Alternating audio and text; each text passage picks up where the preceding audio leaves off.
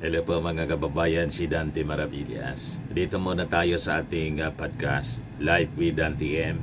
I-share ko itong balita sa inyo kasi si Ramon Ang, yung presidente po ng San Miguel Corporation, CEO, president ng San Miguel Corporation, may napakagandang offer sa gobyerno. Gusto niyang tumulong para solusyonan yung problema sa matinding mga pagbaha sa Metro Manila at no cost, mga kababayan, sa gobyerno.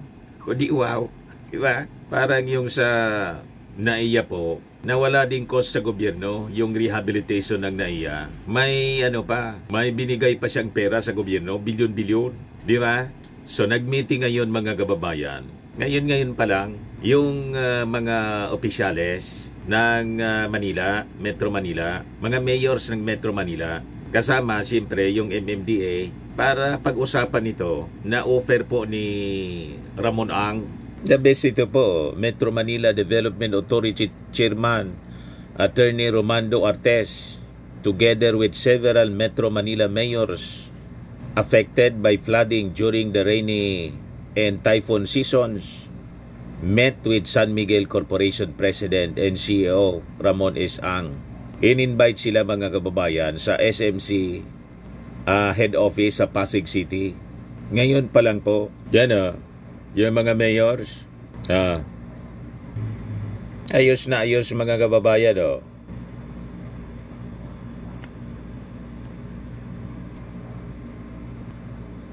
Yung meeting mga kababayan, nakafocus siya on ongoing SMC's ongoing completed and planned flood control project sa Metro Manila and mga karatig lalawigan. This is in line with President Ferdinand Marcos Jr.'s campaign to improve the country's flood control mitigation projects following recent heavy flooding caused by typhoons in the southwest monsoon.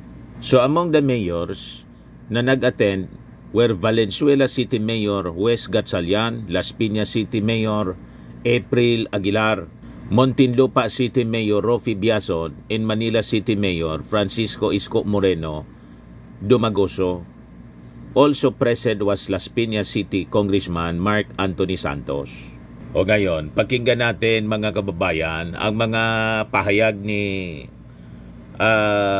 Ramon Ang. San Miguel, Ramon Ang, nagbo-volunteer ako ngayon.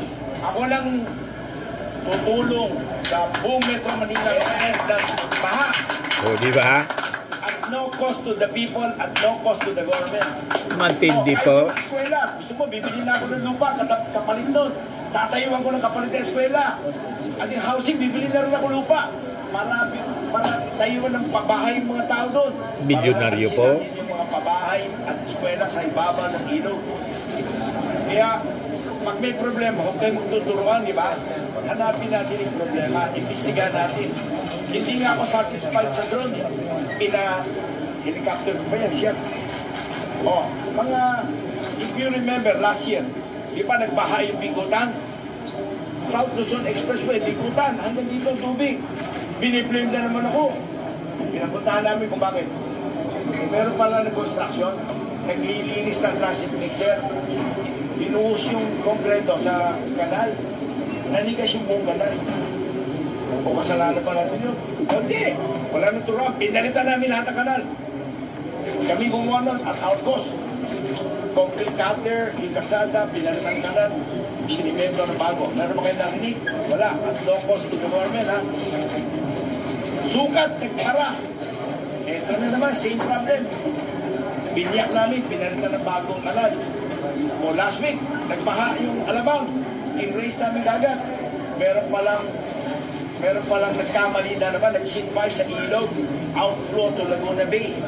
O, sinumbong namin kagad kay Mayor Biazon. Action kagad si Mayor Biazon. O, di wala na baha ang Alabang. O, nakakita niyo yung Southwood. Nagbabaha. Barado pala yung mga ilog. Nakita niyo yung Alaska area, San Pedro, Laguna. 50 years na po nagbabaha yan. Lahat ng public works secretary, ang solusyon is tambakan daw yung South Luzon Expressway. Anong ginawa ng San Miguel? Madali lang po, nilinis lang yung ilog ng San Pedro at San Isidro. Magic, wala nang baha.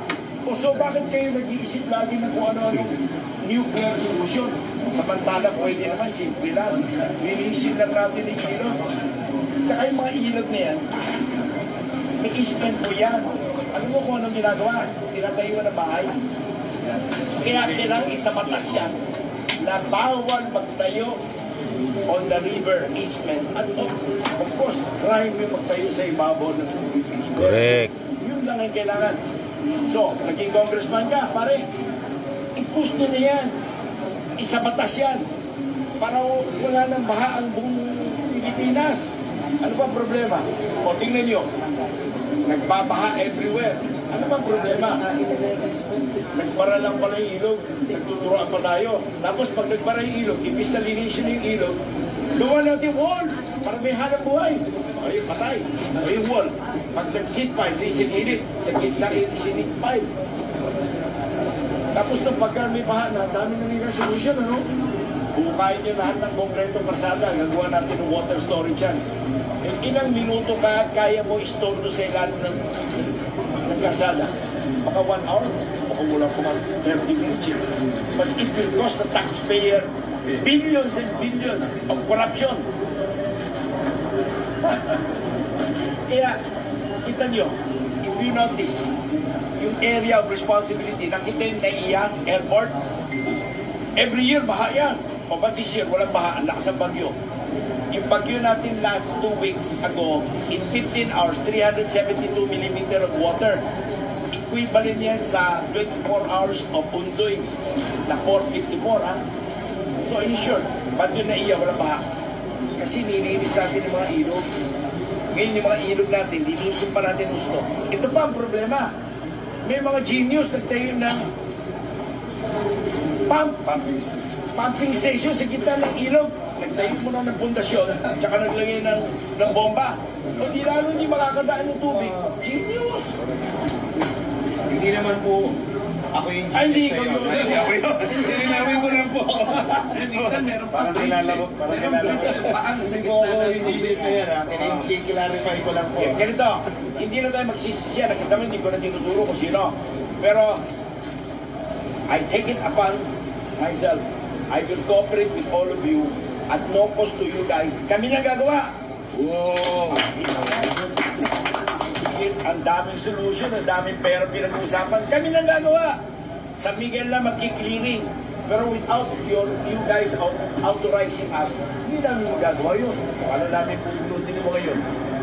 But with MMDA and mayors, ay, lahat ng obstruction yun, buto natin para mawala na yung baha. Kailangan po ba ng batasyon? Hindi na. Gawin mo lang. Pabayaan mo na sila magdemanda kung gusto nila. Tama. Political will. Oo. Hindi mo ka nagtayo ng bahay sa gitna. Tanggalin na yun. Bigyan natin ng pabahay para naman din nila sabihin basta lang silang pinalis, di ba? Oo. Nakita ninyo mga kababayan, sinimulan kasi ng ating Pangulong Bongbong Marcos yung clearing operations. Ito yung continuation mga kababayan sa mga estero sa Metro Manila. Kasi yun man lang talaga po ang dahilan na bara yung mga lagusan ng tubig, yung mga sapa, yung mga ilog, yung mga imburnal. Kailangan lang linisin. At lahat ng mga structures na nakabara sa ilog, kailangan man lang tanggalin para buwelo yung tubig ulan, yung baha sa pagdaloy papunta po sa karagatan natin sa Manila Bay. Kaya lang po ang ginawa, kaya imbestigahan nga yung Dolomite Beach na ginawa ng previous administration. Kasi yun na nagpalala po, nabara yung lagusan padagat.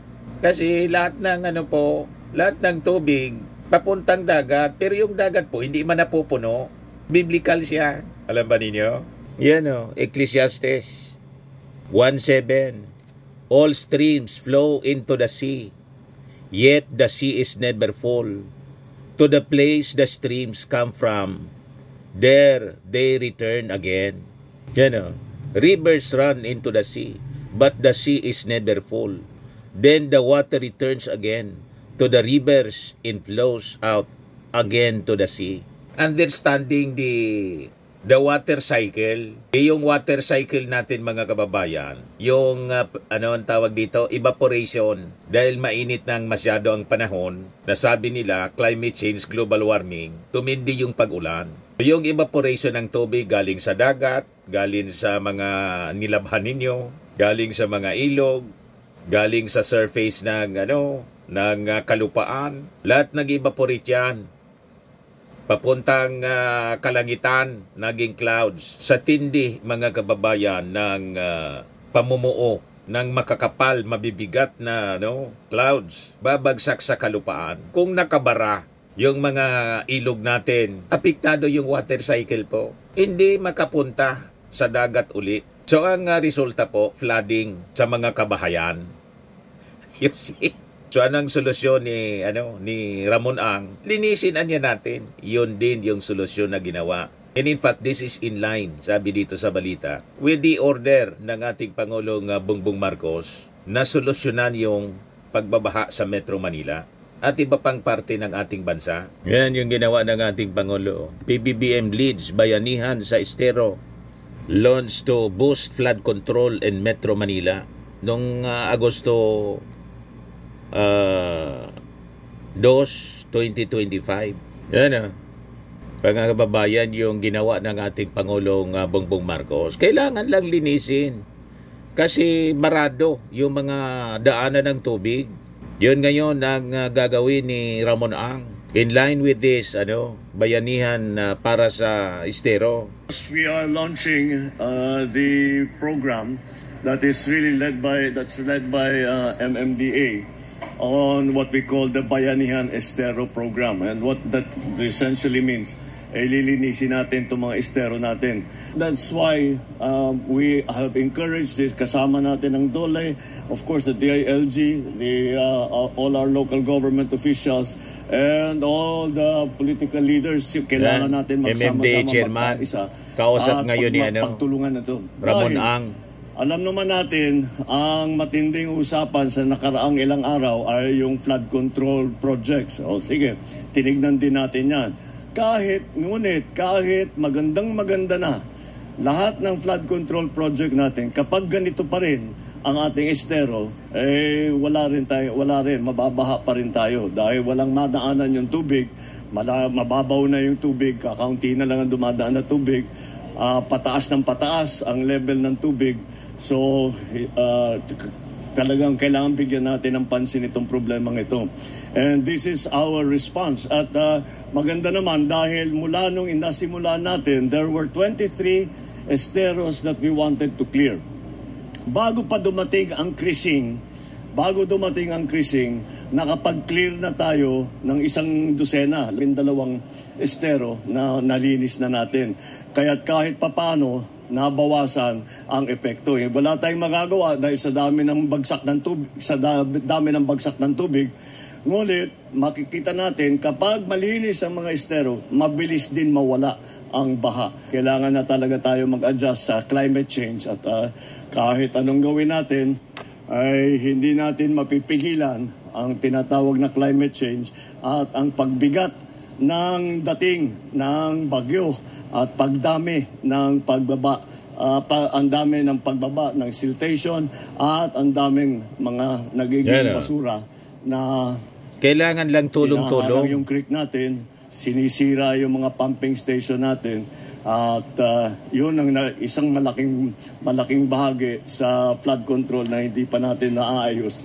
Ngayon na inaayos na natin.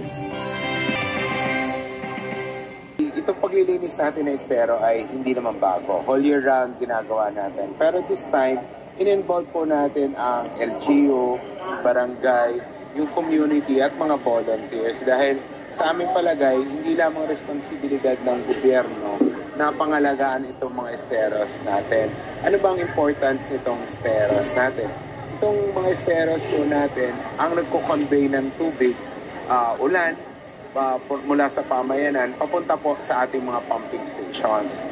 Tulad po nitong lugar natin ngayon, kung saan tayo narito, ito po yung Bully Creek.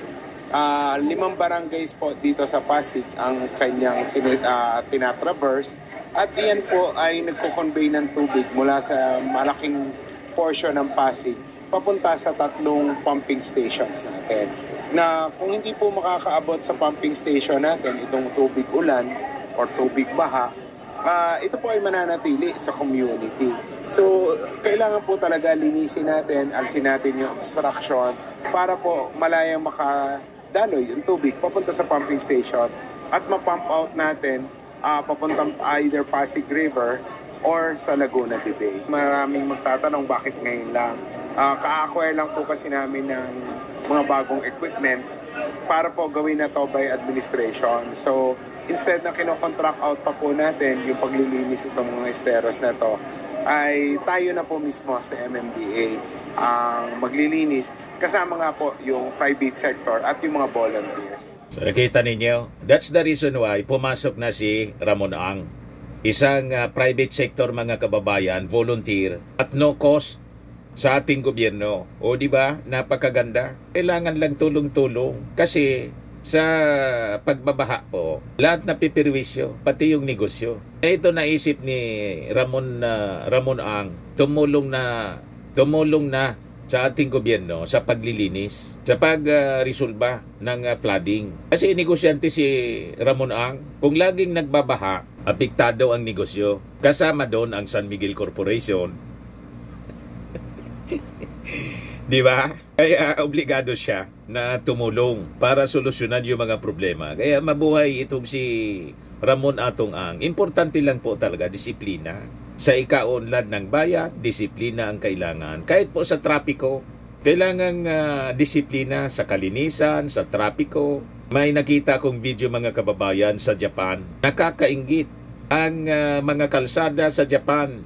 Malilinis at disiplinado yung mga motorista. At pati yung mga ilog nila malinis. Kaya seldom sila mga kababayan na binabaha sa mismong mga lungsod. Kasi malinis po.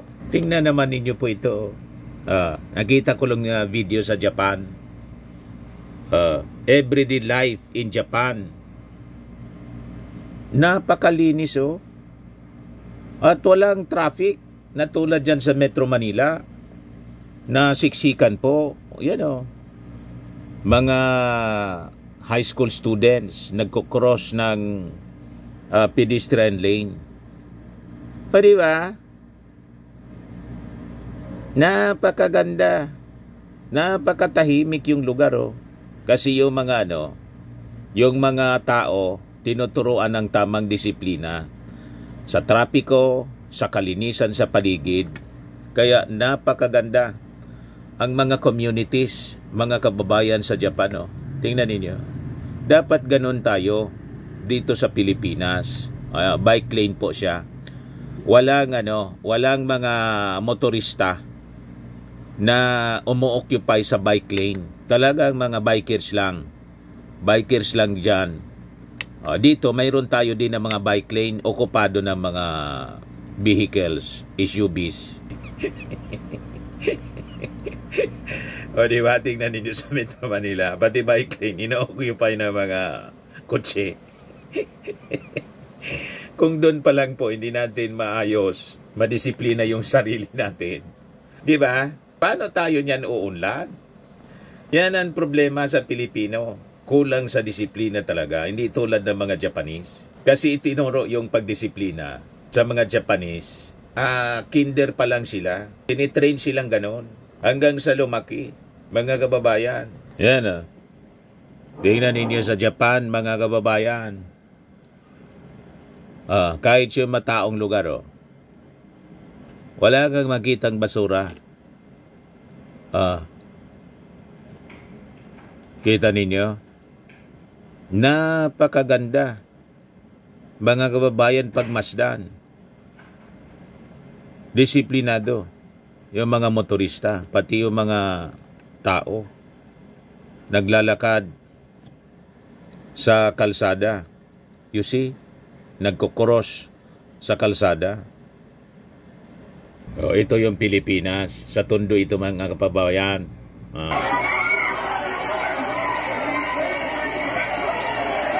Nasunugan sila. Galit na galit si Mayor Isko. Pinag-agawa ng mga tao yung kable ng Meralco.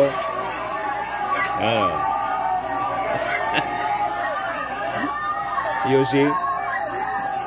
Pinag-agawa nila, mga kababayan, yung kable ng Meralco para maibenta siguro. Yan o. Nag-aagawan sila.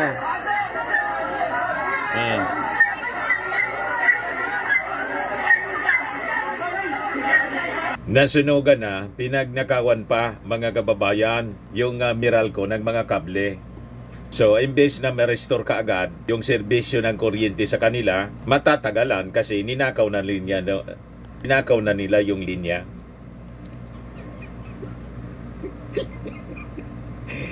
Ganon katindi mga kababayan dito sa Pilipinas. Yan o. Nagpapangagaw. Yan o, pinuputol po yung tanso, yung kable ng Meralco, ninanakaw nila. Yan o. Nasunugan na, ninanakaw pa yung yan o. Kinakalawit pa yung hindi man nasira. Yan o. Yan. Kita ninyo? Ganon katindi. Yan. Yan. Pinag-uli na.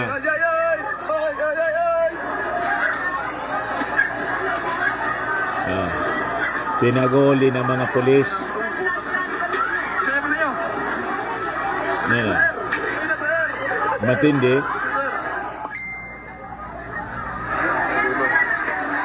Yan o. Ninanakaw nila yung kable ng Meralco. Ay, sir, sabi mong sir, sabi mo nga. Kanina pa yan ayaw magpasit ayaw mga magpasit Baka di pa nadamay, hindi na pinagkukuha. Pinagkukuha yung linya ng Meralco. Ba't hindi taga dito